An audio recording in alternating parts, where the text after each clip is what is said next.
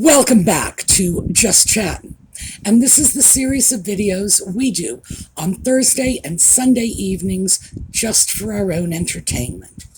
So, about 2 minutes ago, there was what sounded like a very serious accident on my corner. And for those of you who have seen any of my videos knows the traffic around here is terrible.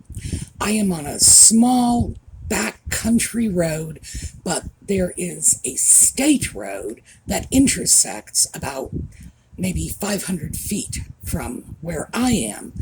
And frankly, they drive here like crazy people through here. So I have no idea if anyone was injured. It sounded bad, but that's all I can say. Nevertheless, we are going to go forward.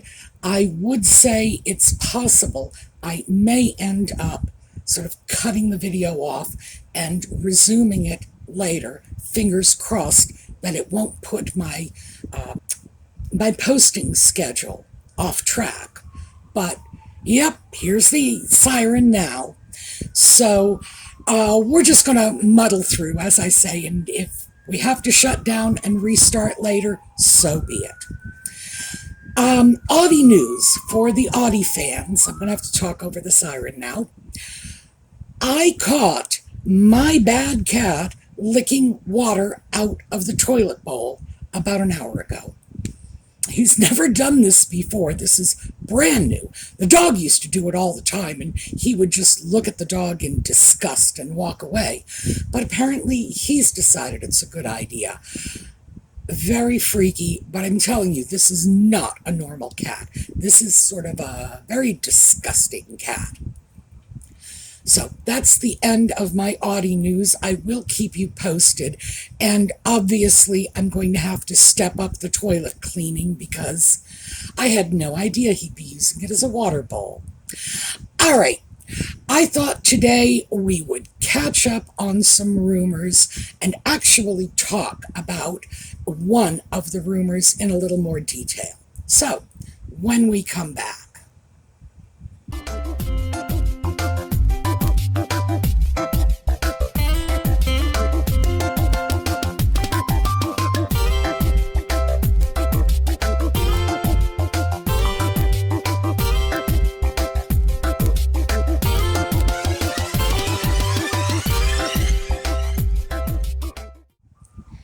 So, more sirens in the background.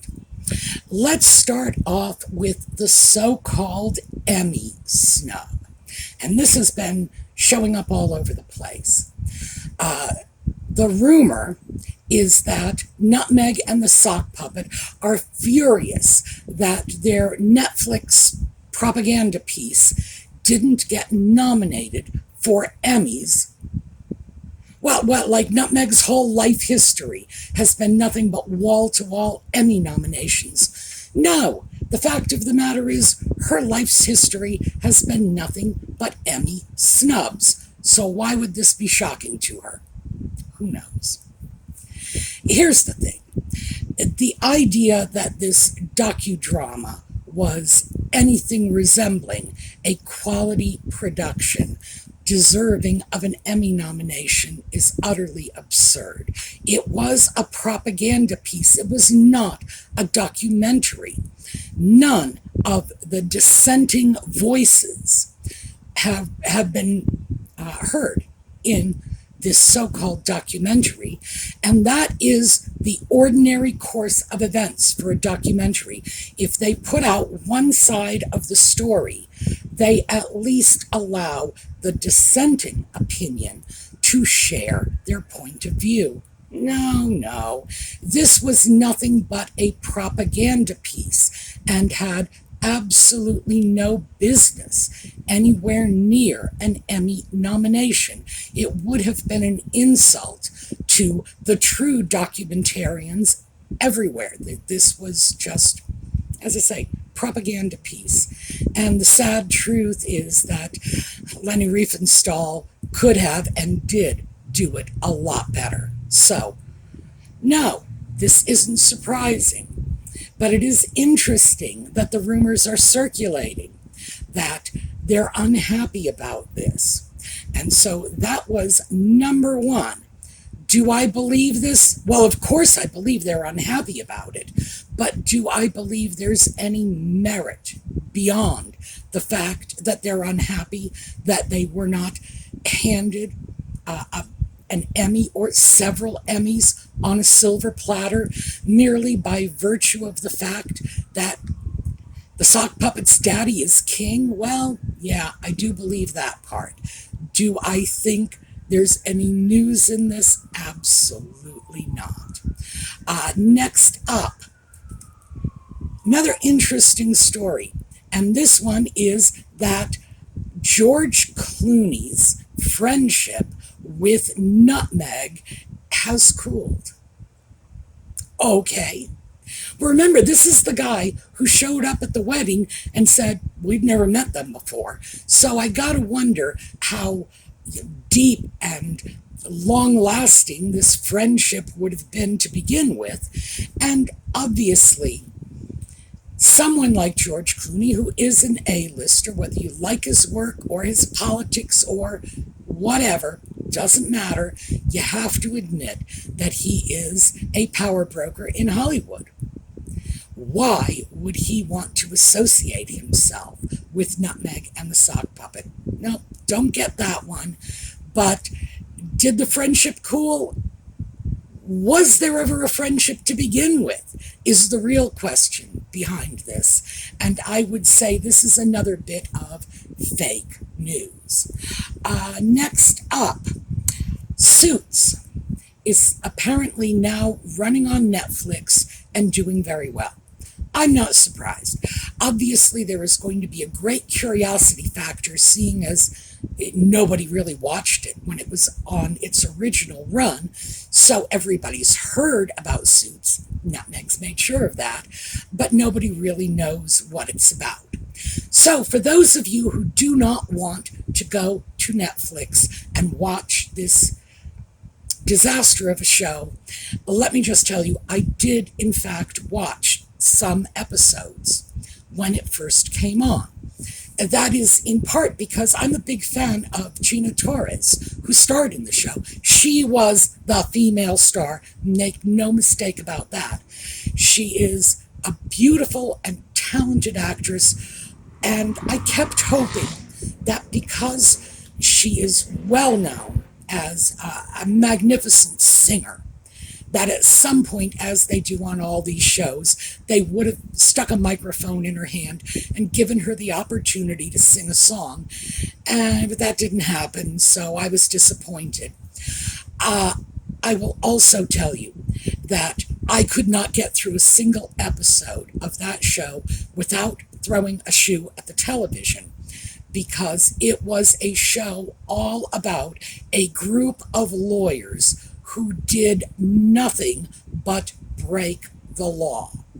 What it should have been was a show about a bunch of lawyers being hauled out of their offices in handcuffs. The values promulgated in this show, and in fact the bad name that they gave lawyers everywhere, was just appalling, absolutely appalling. So if you want to watch it, please don't think this is normal behavior in a law office, or that you should ever take this as, your daily life playbook, because this is nothing but absolutely sleazy people breaking the law at every turn. So, you've been warned. But am I surprised that it's successful? Not at all. Not at all. It was almost predictable that it would be, given the fact that everybody's heard of it now, but it was such a minor show at the time, nobody had actually seen it. So, what can I say? Does that necessarily mean anything? No, but it's been a slow news week for the Harkles of Montecito, so all the weirdness is coming out. Next up, the Beckham feud. Now, this is old news. So, here's the story. For those of you in the U.S. who are too young to remember what a Spice Girl was. There was a little pop group called the Spice Girls, and one of them eventually grew up to become Victoria Beckham, who married a footballer in the UK that's a soccer player, and they just became like the hot couple. A Spice Girl and a soccer player. And I have to tell you, that ranks pretty low on my interest meter. But apparently, Nutmeg, and this is back when they were still in the UK, so this is at least 2.5 years old news. Nutmeg apparently got it into her head that Victoria Beckham was selling stories about her, Nutmeg, to the tabloids, which is craziness going in, keeping in mind that the Beckhams are wealthy and famous and not known for that dial-a-pap thing Nutmeg's known for. Why would they need to do this? Why would they want to do this? They have exciting and interesting lives on their own, and almost certainly could find many, many better things to do with their time. But again, we're talking about Nutmeg and the Sock Puppet, exceedingly paranoid people who think they are the center of the known universe, so naturally everybody's conspiring against them. Apparently, Harry went to Beckham. Let me think. His first name, David Beckham, that's right. I had his first name stored away somewhere, but it's not like Joe Namath. It's not a name that just trips off my tongue. So Harry goes to David Beckham and says, "My wife thinks your wife is selling stories to the tabloid." David Beckham apparently says, "The hell you say?" And they had a bit of a tiff, and the relationship never really recovered. Now, Lord only knows if it was a genuine relationship in the first place, because people like the Beckhams are surrounded by people who are just hangers-on, want to be with them because of their celebrity. Despite the fact that Nutmeg and the Sock Puppet think they too are in that category, no, not really. Not really. So, was there ever a real relationship? Who knows? It was not enough of a relationship to get Nutmeg and the Sock Puppet invited to the wedding of the Beckham son, Brooklyn. And again, that's a name that's stored in my memory, but for totally different reasons. I keep it because it's a borough in New York. Okay, so name your kids after whatever you want. It's fine with me. And he married someone named Nicola Peltz, and Nutmeg and the Sock Puppet were not invited to the wedding. That too was a long time ago, so this is all very, very old news. Did the Beckhams get markled? No, I think the Harkles got Beckhamed. I think that what happened was Nutmeg and the Sock Puppet deeply insulted these people, and despite the fact that I find it very easy to dismiss a footballer and a Spice Girl, I have no reason to believe these are bad people. I don't hear bad things about them on social media. I bear them no ill will. So I do not feel that they are people who deserved whatever grievous insult the Sock Puppet dumped on them. And yes, it was a grievous insult. Your wife is selling stories to the tabloids to invade our privacy and harm our reputations. There's no nice spin you can put on that. But again, very old news. So that one's been resurfaced. And another one that's been recently resurfaced, apparently Omid Scobie is telling anyone who will listen that the change in the putative child Archie's birth certificate was orchestrated by the palace and not by Nutmeg. And so we've got this change in the birth certificate. It originally, apparently, allegedly read Meghan, Duchess of Sussex, and the Meghan part was removed. So it just said child born to the Duchess of Sussex. This has opened a whole batch of controversy about how the child came into the world and what the child's genetic makeup is. Was this a child of surrogacy? Was this just some kid they grabbed off the street? Does the kid even really exist in the first place? A whole lot of stuff. And here's the thing.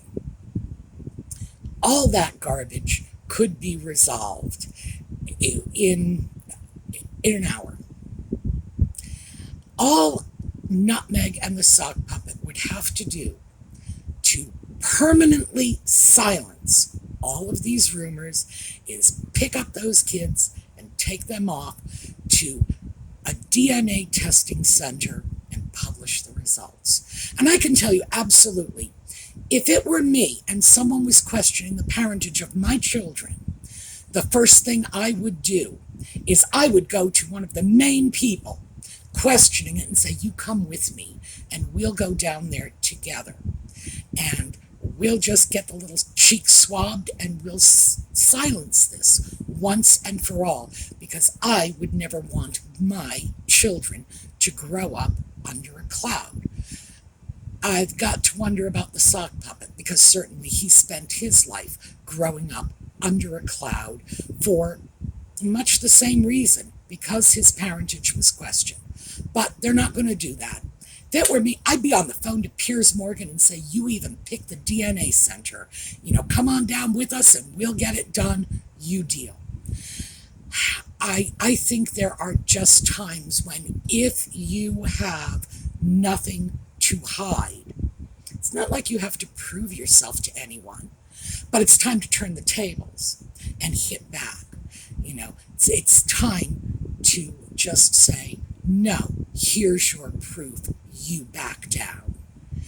They don't do that. Wonder why? Because interestingly enough, they do sue everybody for even looking at them sideways. But I've heard no lawsuits about any of these allegations. So I guess we can infer what we wish about it. Interestingly enough, with Omid Scobie tossing this stuff out, throwing it against the fan, all it does is refuel controversies that might have been dying down in some quarters. So what can I say? If this was supposed to be a move to convince people that the putative child was in fact their child, I don't see how it could do anything but backfire. Again, my opinion. The final one. Now, this is a rumor that was explored by the Royal Grift a few days ago, and I wanted to follow up on this because she took it in one direction and I'm taking it in another. This is the rumor and rumors circulating that Harry has made overtures to his family in the hopes of worming his way back into the royal family. And apparently even as that part in, part out working royals. Well, what we need to do is we need to look at the rumor and why this rumor would have hit the front pages in the first place. So, we know that Nutmeg does this. She throws out test balloons all the time. She gets a bee in her bonnet. She talks to her PR people and they talk to the newspapers and whatever, and they get the story out there. It's kind of, I would say it's about 20% sympathetic magic and 80% manipulation. Does she believe that just by wishing it she can make it happen? Who knows? I have never peered into that otherwise empty head of hers, so I can in no way say what is or is not going on in there. My best guess is very little. Does she think she can influence events? Maybe. Does she think she can actually manipulate events here on this plane of existence? Absolutely. She did this when they first came to Hollywood after their Meghan exit from the UK. She did this, began circulating rumors that they were going to be invited to the Oscars, that Nutmeg was going to present the Oscar for Best Motion Picture. Now, it was a laugh at the time, and it's even more of a laugh now. But she does this to throw these ideas out, see if they gain any traction. And her hope, of course, is that once it's thrown out there, people will feel compelled to give her whatever she said they were giving her.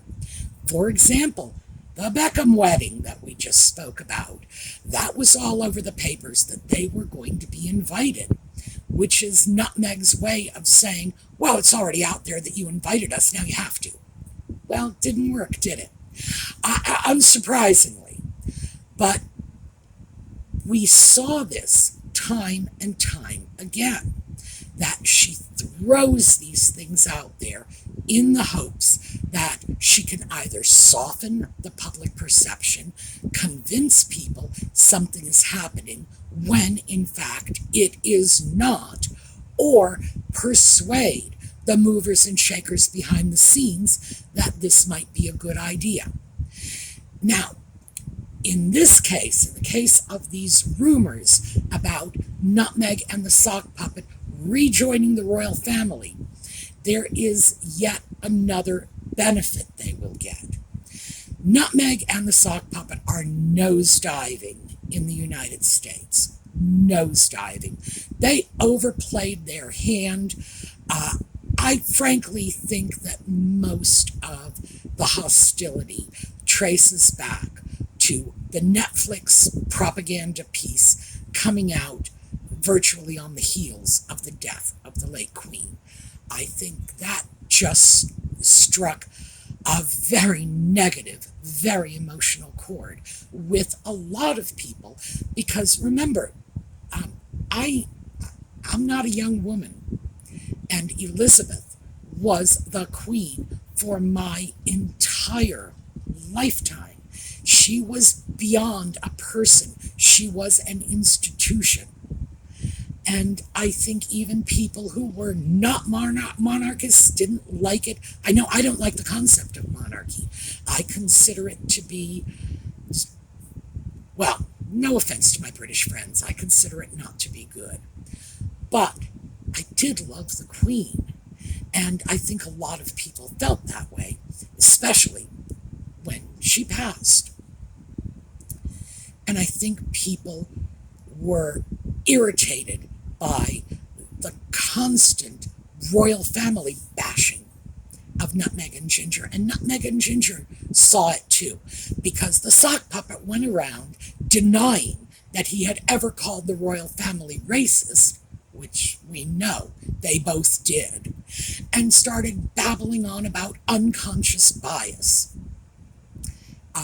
Basically, he was backpedaling, throwing a whole new spin on the allegations to make it seem less like he was disrespecting the dear old Queen, which is what people held against him.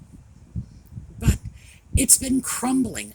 They have been crumbling because it's like you don't kill the goose that laid the golden egg, and that's exactly what they were doing. All of their celebrity came from their connection with the royal family. And when they did nothing but torpedo the royal family and therefore their connection with it, their value within media circles began to diminish almost at once. So, throwing out rumors like this, that they are getting back together with the royal family. Oh yeah, we're getting the band back together. It'll all be great. We'll all be the Fab Four again. Yeah. I believe that Nutmeg thinks that this is going to help enhance their brand, even if it's just that people are wondering if maybe they won't eventually get back into the fold. So I think that is sort of an added little side benefit.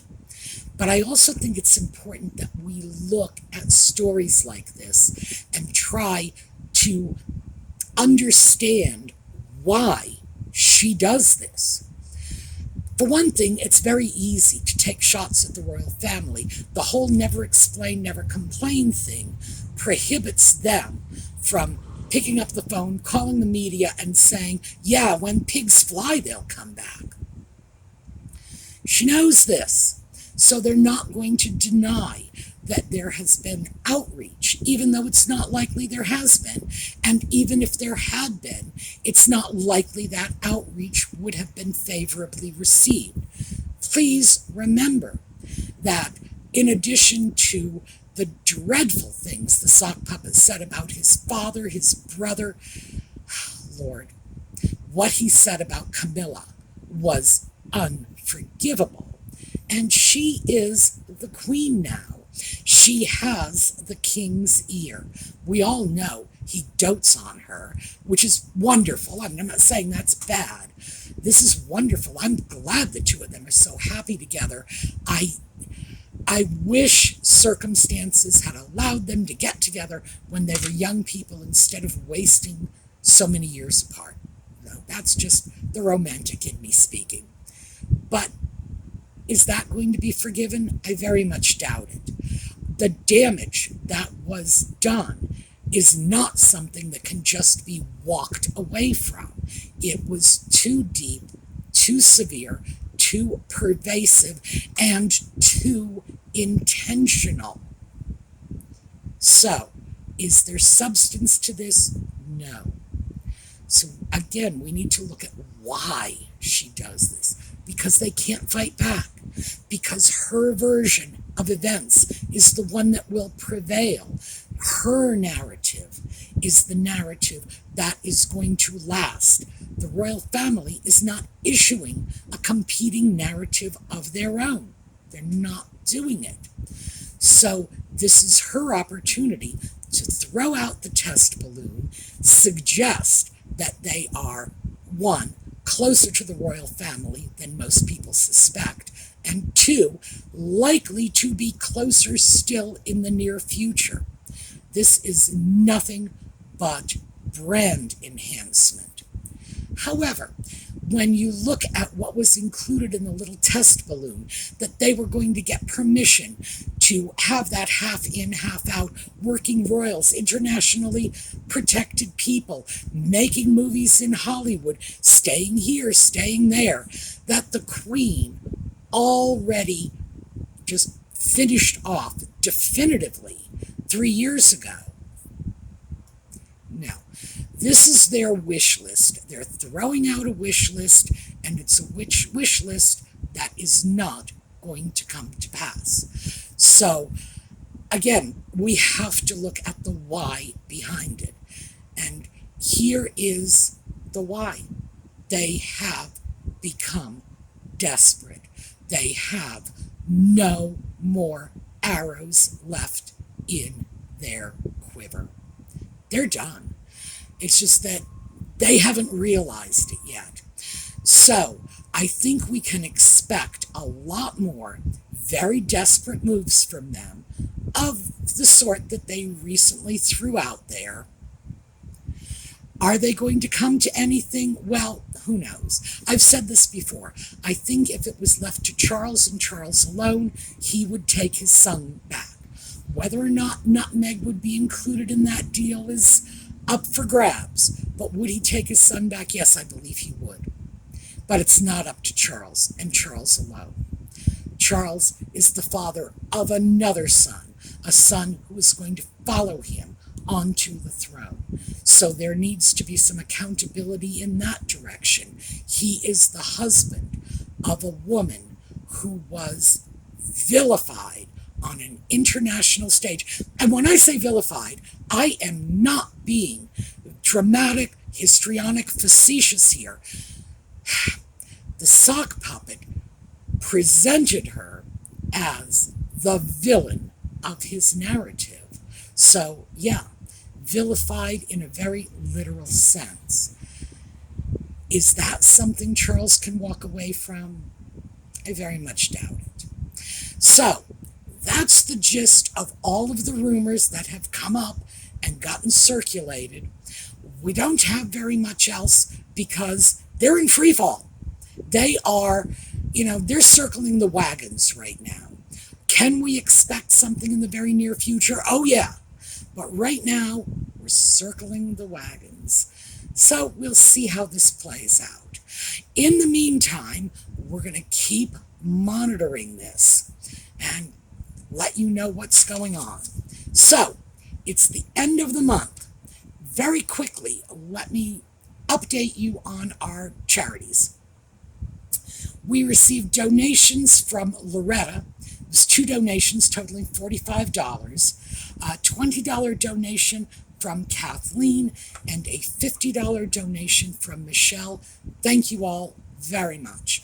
Where the money went, £100, which is $134 and change, went to PTSD resolutions. We are still doing this. These are donations that are made on behalf of Trevor Colt, and this is in part to support the very good cause which had been on our charity list independently, but also we want to support Trevor.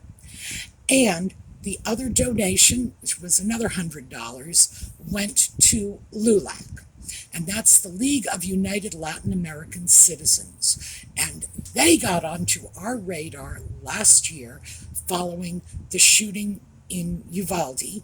Well, is it shootings or shooting? Many people were shot, but it was one incident, so I'm going to call it shooting and hope I get it right. When we made a donation to help support the families in Uvalde, it was LULAC that received our donation along with donations from people all over the country and distributed that money to Uvalde without charging any currency conversion or transfer fees or even the normal overhead that would have been associated with distributing funds in a crisis like that. So God bless them, and that gave them a permanent spot on our donation list. I was going to target the donation for their scholarship fund because they are providing scholarships for Latin American young people, which is fantastic, a very worthy cause. This is a group within the United States that is underrepresented in higher education. So, yeah, scholarships seem like a good thing.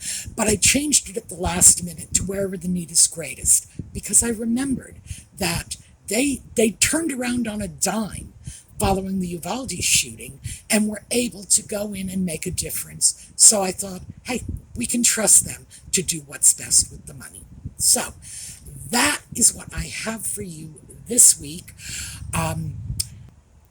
Sorry, I totally lost my train of thought there.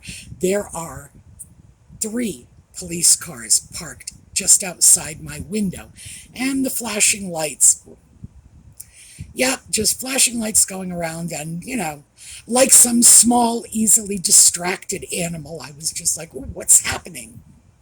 Anyway, that's what I have for you this week.